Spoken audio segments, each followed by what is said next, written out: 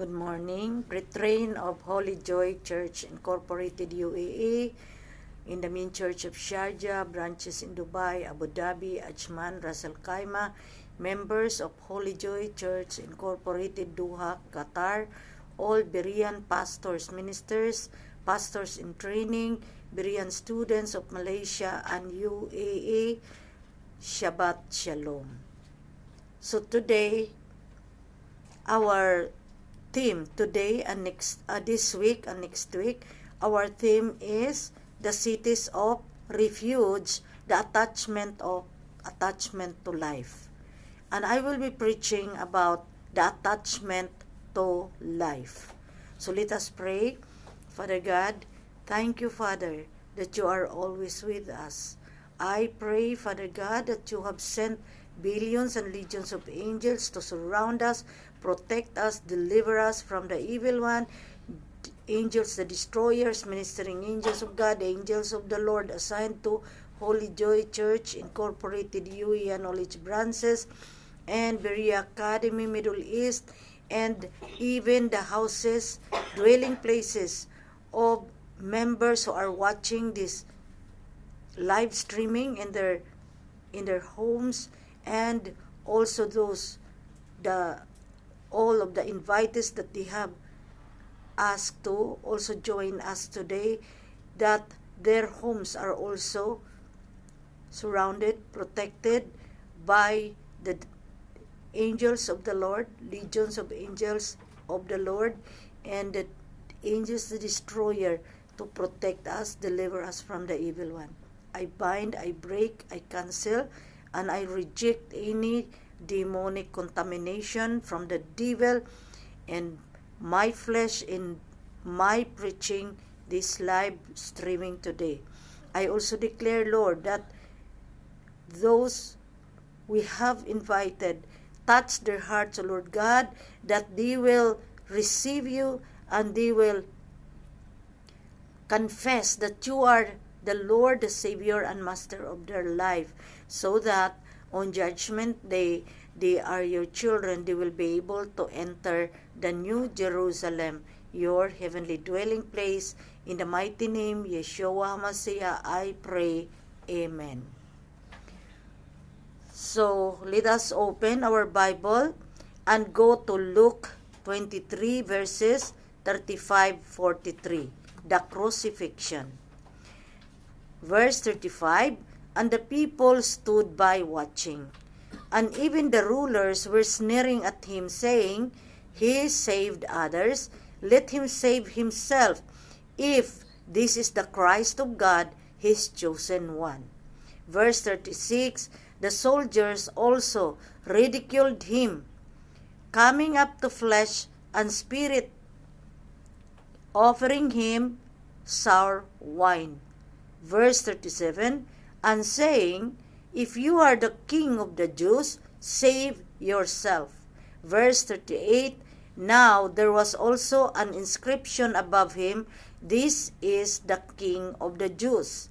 Verse 39, one of the criminals who were hanged there was hurling abuse at him, saying, Are you not the Christ? Save yourself and us. Verse 40, but the other responded and rebuking him said, Do you not even fear God, since you are under the same sentence of condemnation? Verse 41, and we indeed are suffering justly, for we are receiving what we deserve for our crimes, but this man has done nothing wrong. Verse 42, and he was saying, Jesus, remember me when you come into your kingdom. Verse 43, and he said to him, Truly I say to you, today you will be with me in paradise. Amen. So, introduction, Christians know that we have the body, the soul, and the spirit. And together, they are called life. The life of the spirit and the life of the soul. This is different from the concept the people of this world have. Since people do not know this, they only take care of their flesh. Only when they believe in Yeshua HaMashiach, that they know that once the body is destroyed, once the body is dead, there is no more opportunity. It is the end. It is the final. Amen? The Son of God opens the doors to life of the Spirit and the life of the soul. He speaks to people to have attachment to life again and again. Through its attachment to the will, to life, will they seek the Lord and deserve to be saved and to return to God in the New Jerusalem. Amen? First point, life after flesh dies. In the past, when we did not believe in Yeshua HaMashiach, we only knew about our flesh.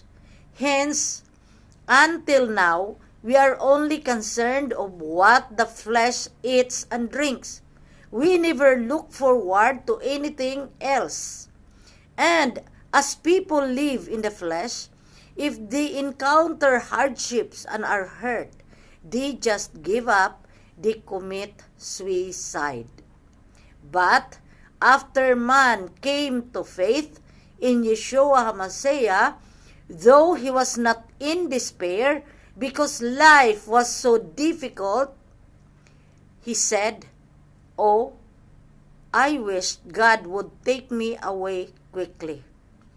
Sometimes his heart becomes weak. He is tempted to think of such thoughts. Since we don't know there is afterlife, before we believe in Yeshua HaMashiach, we thought everything would end if we take our lives. However, after we believe in Yeshua HaMashiach, we realize that human beings, who human beings really are, as well as the fact that man has a spirit, body, and soul, and how we have to prepare our life after our flesh dies. 1 Thessalonians 5 chapter 23. How now may the God of peace himself sanctify your entirety, and may your spirit and soul and body be kept complete without blame at the coming of the Lord Jesus Christ. Amen? Once the flesh is dead, we cannot escape the eternal curse, and we cannot die, even if we want to, and have to bear the consequences forever. So, Yeshua HaMashiach came to destroy the devil's work so that upon the completion of God's work, he could grant salvation to men as a gift. Buddhists believe in reincarnation. They believe they will be reborn after death. They look forward to the life they will be born into.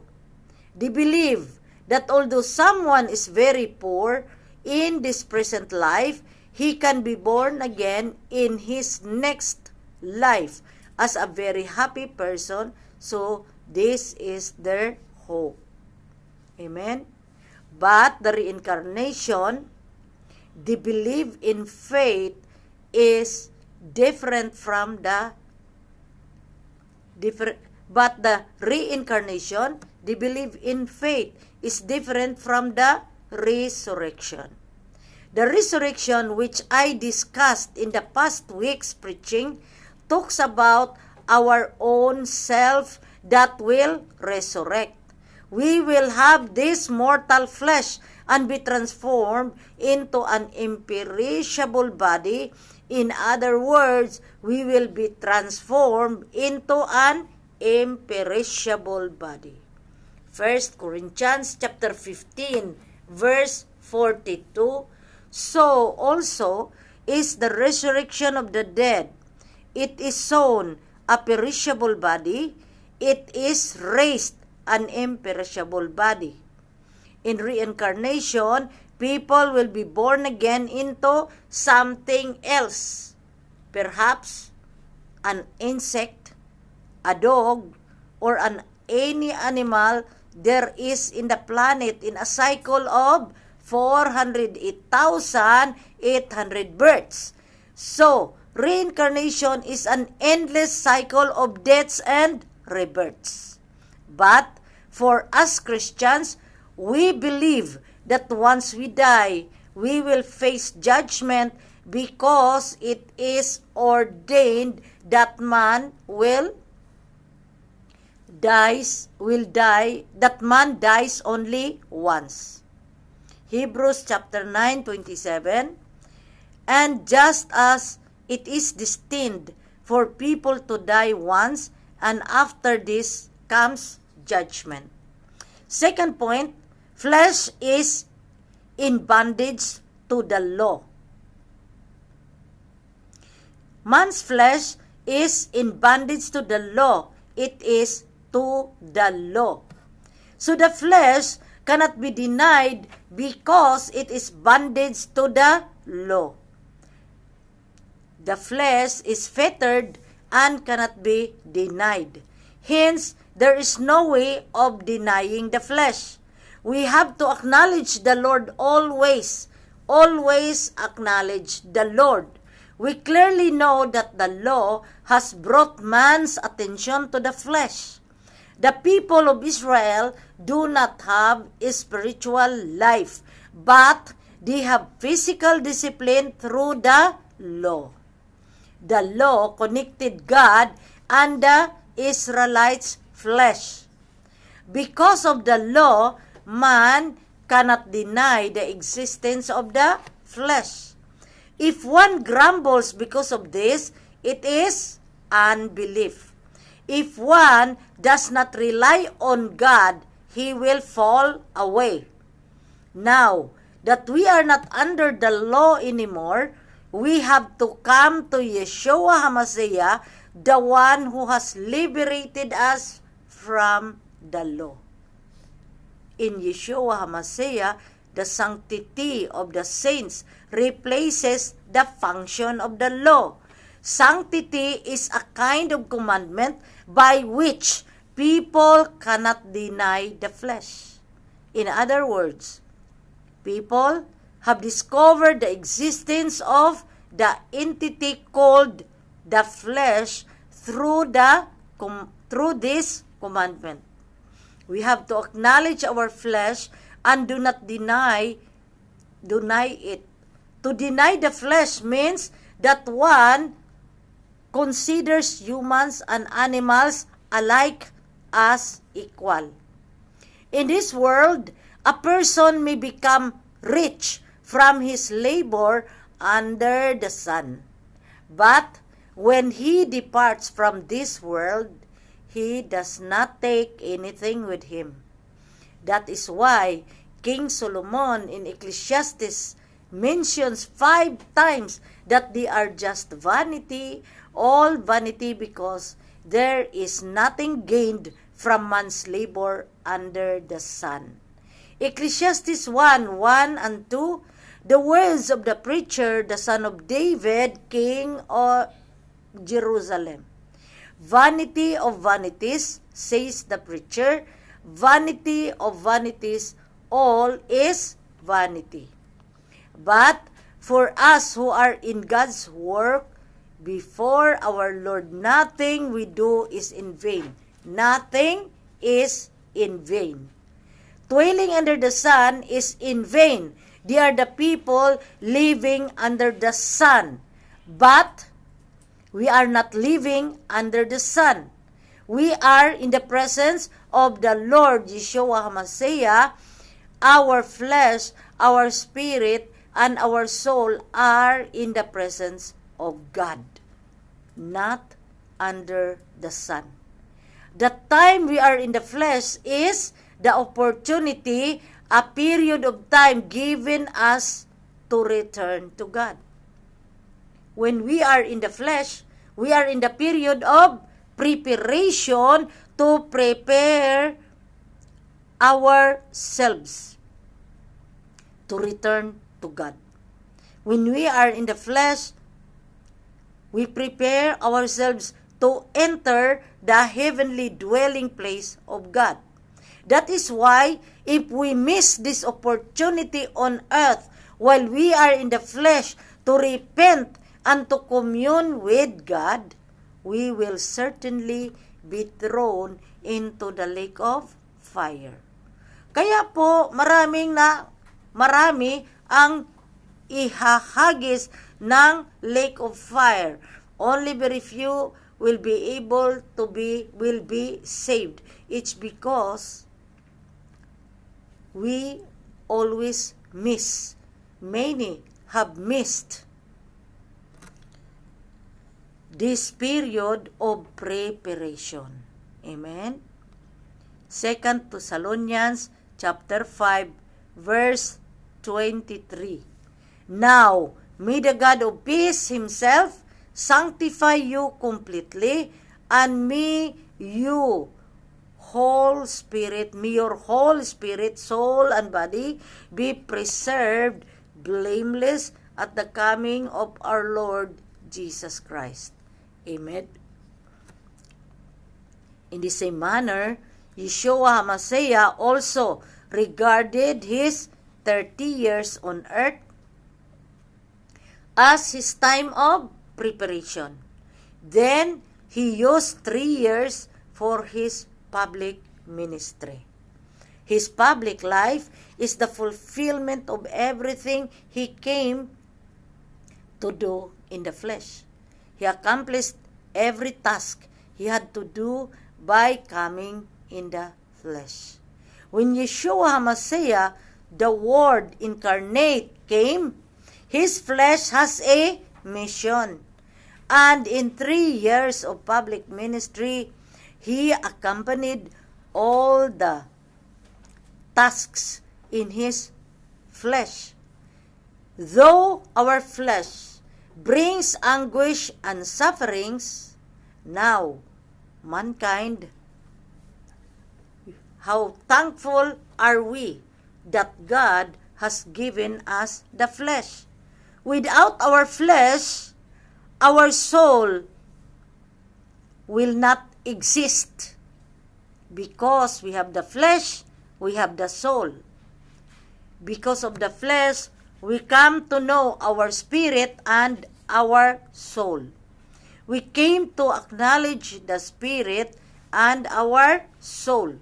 That is why humans are far better than animals, because inside the man is the spirit and the soul. Amen? Third point, Son of God is the key. Yeshua HaMashiach is the key to freedom. When we believe in the Son of God, He automatically opens for us to love the attachment to life. God will save all who have known His Son, Yeshua HaMashiach, and believe in His name. So yan po ang requirements that we know the Son of God, Yeshua HaMashiach, and that we believe in His holy name. Amen? After Adam fell, mankind was in darkness. All was doomed to be to the hell fire.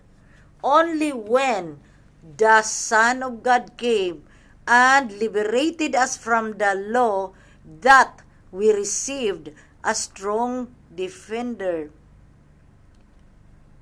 a personal refuge, and a shield from bulwark. Psalm 91 verse 2, I will say to the Lord, He is my God, and He is my refuge and my fortress, my God, in Him I will trust. The devil has locked us up with his wickedness and evil ways. But Yeshua HaMashiach came to unlock us to freedom. That's why He is the key. Psalm 91, chapter 3-4, surely He shall deliver you from the snare of the fowler and from the perilous pestilence. He shall cover you with His feathers, and under His wings you shall take refuge. His truth shall be your shield and bulwark. Amen. In the Old Testament, sinners have no choice but to receive the punishment of death. Murderers, though they have killed unintentionally, had to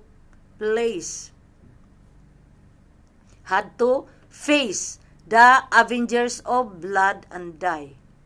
But when they were just across from Jericho, before entering the promised land, God told Moses to command the children of Israel to give cities of refuge to where manslayers who have not intentionally killed someone would flee. This is the first time that God talks about the importance of the attachment to life. So, they will live and not die unnecessarily. I will discuss about these 6 cities of refuge lengthily in my next preaching next week. Our God is preparing the hearts of His people to receive the Son, Yeshua HaMashiach, when He comes to be their safest and personal refuge. Amen. Numbers 35, 9-12. Then the Lord spoke to Moses, saying, Speak to the children of Israel, and say to them, When you cross the Jordan into the land of Canaan, verse 11, then you shall appoint cities to be cities of refuge for you, that the manslayer who kills any person accidentally may flee there. Verse 12, these shall be cities of refuge for you from the avenger, that the manslayer may not die until he stands before the congregation in judgment. Today, the Son of God is our refuge from the danger of curses, condemnation, and from eternity in the lake of fire. We have to rely on Yeshua HaMashiach to be able to have a complete complete assurance of protection and security while on earth. Amen.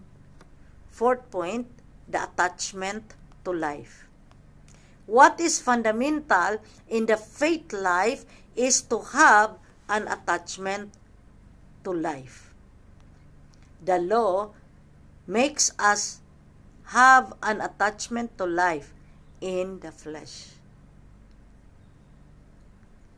In the Old Testament, a person who commits sin was supposed to be stoned to death.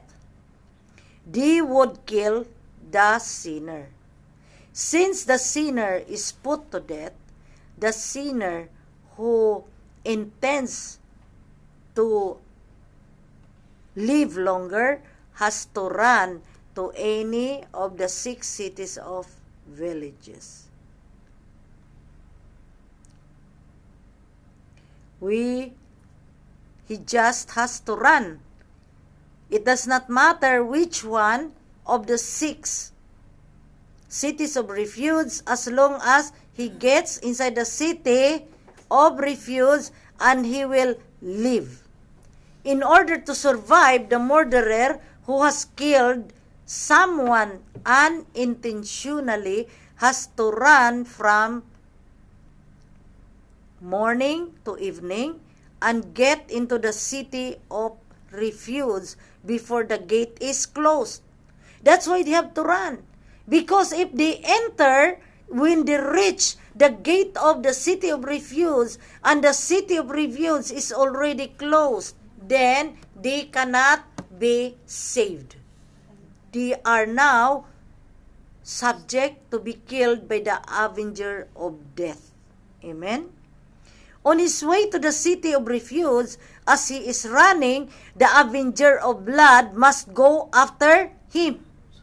The avenger does not necessarily be a relative or blood relation. He is the one who has seen the murderer kills the victim. So, hindi po kailangan na ang avenger of blood is a relative. Sino man sa mga Israelita na nakakita sila sa pagpatay ng isang tao, then he is now required to run after the killer so that the killer will be stoned to death. So, hahabulin niya yun. Ito namang nakapatay unintentionally, he has to run. Why? Pag nasarhan na nga yung gate, hindi siya makapasok, he is now, wala nang rason na hindi siya mapatay ng avenger of death who is also following him, running after him. Amen? Hence, the man who sees the commission of the murder must go after the sinner, otherwise he will be accountable for the crime and he becomes the sinner. Amen? If he stones to death the sinner, he too will become a murderer, although he obeys God's commandment. So yun pong humabol sa kanya, kung mapatay yung killer, yung murderer, he will also become a murderer. Amen? Hence, in order not to be a murderer, you should not witness another person's crime. In other words, you should not meddle with the sin of others. Ayan. May mga mahilig na sinusundan dahil usyusiro. Ayan, sa pagka-usyoso, tiningnan talaga kung sino yung nakapatay. Ayan ang mangyayari. You will become a murderer when you witness the murder or the sinner does it. Amen? Cain murdered his brother Abel. But in Genesis 4:13-14, Cain said to God, "Surely you have driven me this day from the face of the ground, and I shall be hidden from your face. I shall be a fugitive and a vagrant of the earth, and shall happen that whoever finds me will kill me." God has seen that Cain still desires to live despite his sin. So God put a mark on Cain so that whoever finds him will not kill him. Genesis 4:15, so the Lord said to him, "Therefore, whoever kills Cain, vengeance will be taken on him 7 times as much." And the Lord placed a mark on Cain so that no one finding him would kill him. The attachment to life is the desire of the sinner to continue to live. Yan po ang tinatawag na attachment to life. So Cain was saying that though he killed his brother, but he still wants to live. Amen? Though Cain killed his own brother, but when he wanted to live, when he desired to live, Cain begged for his life, putting aside his conscience, then he will live. Amen.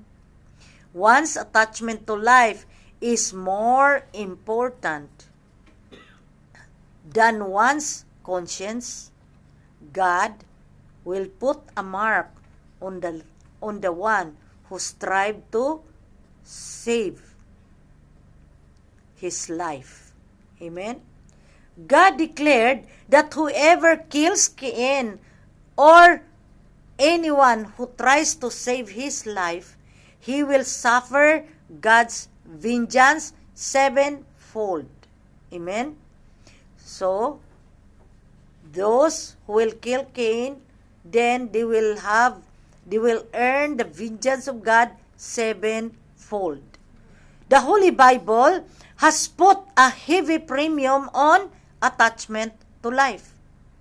It says that if you see your neighbor is perishing, but you do nothing about it, you will be accountable for his blood. Though that man died of his own sins, you will be made accountable for his sins. Amen. Fifth point, grave sin not to evangelize. We have to understand how grave a sin not to evangelize. So yung ayaw, nahihiya na mag-evangelize, ano ang sabi ng ating Bible? You will be committing a sin. Evangelism is just one word, but the book entitled Principles of Evangelism of Reverend Dr. Kidong Kim, the founder of Seoul Songrak Church and Berea, is 800 pages thick. We can see how important evangelism is. This is the attachment to life. Amen. The criminal who was crucified with Yeshua Messiah begged him to save him. Lord Yeshua Messiah was there being crucified with him. He said, Lord, remember me when you're coming to your kingdom. Amen. Yeshua Messiah did not ask anything from him, but he immediately gave the criminal an assurance of forgiveness by saying, assuredly, I say unto you.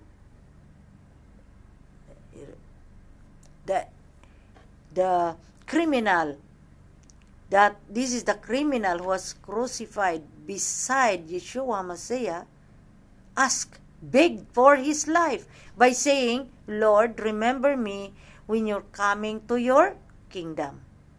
Yeshua Messiah did not ask anything from him, but he immediately gave the criminal an assurance of forgiveness by saying, assuredly, I say to you, you will be with me in paradise. So that was the promise, assurance of Yeshua Messiah.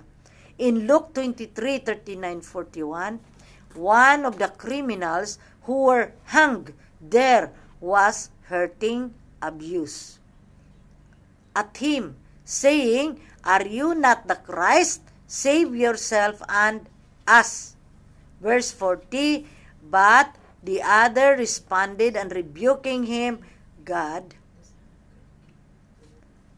he said, God, since you are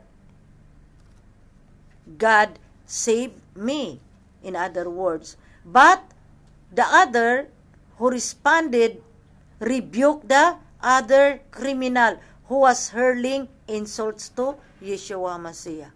Verse 41, and we indeed are suffering justly, for we are receiving what we deserve for our crimes. But this man has done nothing wrong. Amen? Verse 42, and he was saying, Jesus, remember me when you come into your kingdom. Verse 43, and he said to him, truly I say to you, today you will be with me in paradise. Amen? Today, God doesn't disappoint those who have such love for attachment to life. Although you are a sinner, if you want to live, you can be saved. Today, God is telling all of us to check on ourselves. Do you desire to live despite your multitude of sins? Are you truly seeking for a one-time solution to all your troubles and problems? Then, there is only one answer.